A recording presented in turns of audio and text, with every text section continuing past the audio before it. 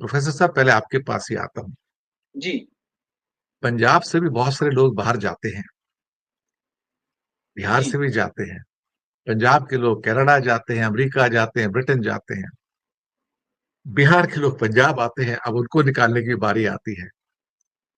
पता नहीं क्यों कुछ ऐसा हो रहा है कि जहां पर ये भी विद्रोह निकल के आ रहे हैं। लेकिन हाँ, H1B ने सोए हुए भारत को झंझोड़ दिया, और H1B ने बाहर रहने वाले 3 करोड़ के इंडियन डायस्पोरा को झकझोर कर रख दिया कि यार हम तो अनसेफ हैं भाई, हमें तो पता नहीं कब जी। निकाल देंगे लोग। और सिर्फ अमेरिका जी नहीं, वोरा साहब। ब्रिटेन नहीं, ऑस्ट्रेलिया नहीं, आयरलैंड नहीं। आपकी टिप्पणी सर। वोरा साहब, आपका बहुत बहुत शुक्रिया। अ, ऐसा है कि पंजाब जो है, मैं अक्सर अपने लेक्चर्स में कहा करता था कि पंजाबियों का बस नहीं चलता, वो पंजाब को पहिए लगा करके इंग्लैंड या कनाडा ले जाए। हालत ये थी, everybody was running towards Canada. यहाँ पर स्कूल खाली हो गए थे। अगला कहता था कॉलेजेस में तो एडमिशन हो ही नहीं रही थी, +2 करो और कनाडा जाओ, +2 करो और कनाडा जाओ, ये हालत थी। लोगों ने अपने ज़मीनें बेच दी, जायदादें बेच दी, पैसे लेकर के बैंकों से क्या कुछ नहीं करके लोगों को भेजा। और अब हालत वहाँ पर इतनी बुरी है कि जिसको हम एक्सप्लेन नहीं कर सकते। वहाँ से शुरू हुआ और इधर ट्रंप साहब आ गए।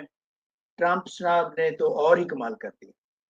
वैसे ट्रंप साहब की जो कैंपेन था, कैंपेन का एक मेन मुद्दा था इमिग्रेशन के खिलाफ, खास तौर पर जो इलीगल इमिग्रेशन है।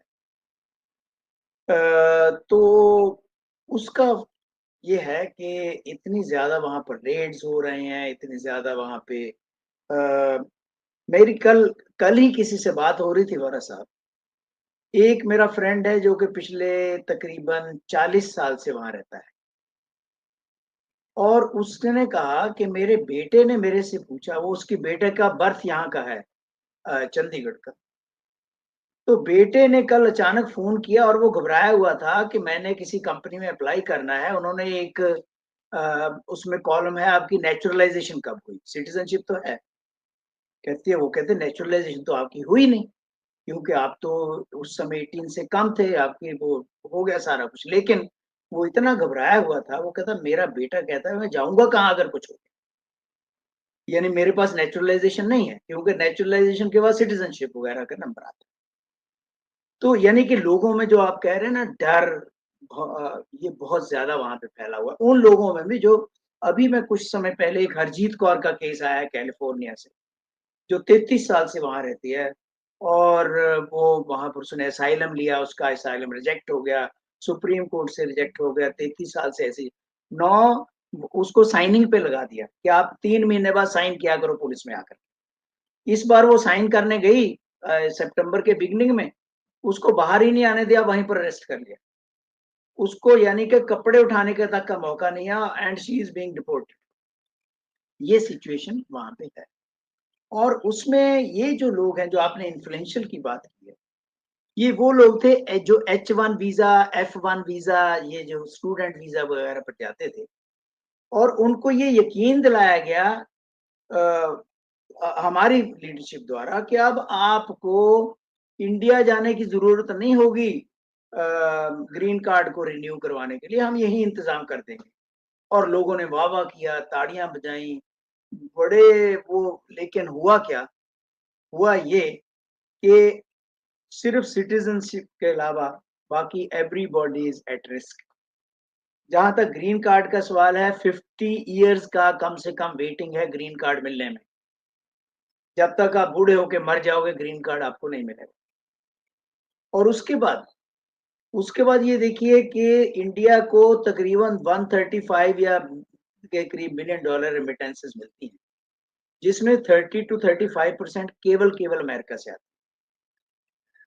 और वो जो पैसा है, अगर आपका उसमें बंद हो गया, अगर उनका पैसा वहां पर फ्रीज हो गया, फॉर एग्जाम्पल मैं 30 साल से रह रहा हूं, मैंने वहां पर मकान बना लिया है, बैंक बैलेंस है, अचानक मुझे डिक्लेयर कर दिया कि you are persona non grata, police ने पकड़ लिया, तो वो पैसा इकट्ठा करने के लायक भी नहीं रहूंगा जो वहां पर मैंने मकान बनाया हुआ है, सब कुछ किया हुआ है। और पता नहीं उसका क्या होगा। इस सिचुएशन में पूरे अमेरिका में भय है। अब आज कल ही पहली बार नीदरलैंड में कितना बड़ा प्रोटेस्ट हुआ है इमिग्रेंट्स के खिलाफ। यूके में चल रहा है, ऑस्ट्रेलिया में तो पता ही है हमसे हमें कैसे चल रहा है। तो ये जो डायस्पोरा समझ लो हमारी सोने की मुर्गी थी, वो अपने रिस्क पे जाते थे लोग, और अपने रिस्क पे जाकर के पैसा हमें कमा करके देते, हमारी इकोनॉमी को स्ट्रेंथन करते थे। लेकिन अब वो सोने की मुर्गी जो है वो अंडे देना बंद कर देगी, जो यही हालात रहे। इन हालात में वोरा साहब, देश की लीडरशिप क्या कर रही है? जो बड़ी-बड़ी डींगे मारते थे, वो किस तरह से हमारी फॉरेन पॉलिसी क्या कर रही है?